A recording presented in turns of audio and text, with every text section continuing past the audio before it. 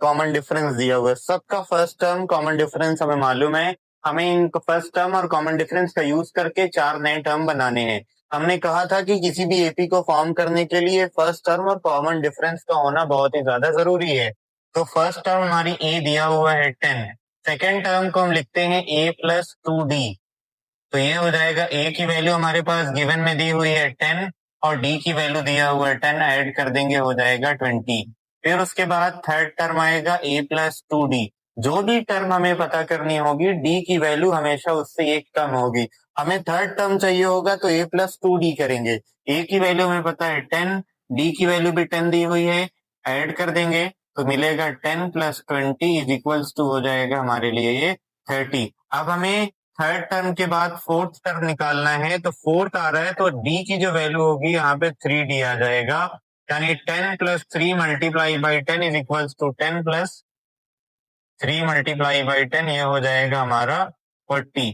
फिर हम निकाल लेंगे यहाँ से फिफ्थ टर्म, निकल के आएगा हमारा 10 plus 4 multiply by 10 is equals to 10 plus 40, और ये हो जाएगा हमारा 50। मिला क्या हमें, हमारी जो एपी बनी वो 10, 20, 30, 40 और ये हमारा 50 एंड सो ऑन। यही हमारे 4 टर्म चाहिए थे हमें और हमने 4 टर्म निकाल दिया। यही हमारे लिए रिजल्ट है।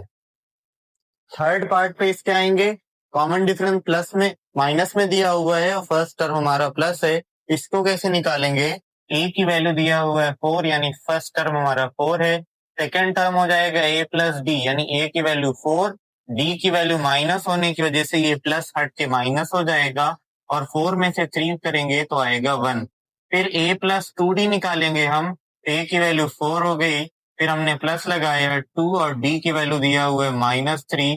मिलेगा क्या हमें, 4 माइनस 6, यानी ये हो जाएगा माइनस का 2। इसी तरीके से हम आगे निकालेंगे ए प्लस 3d, तो हमें मिलेगा 4 प्लस 2, 3 यहाँ पे आ जाएगा -3, ये हो जाएगा -9, यानी ये हो गया -5।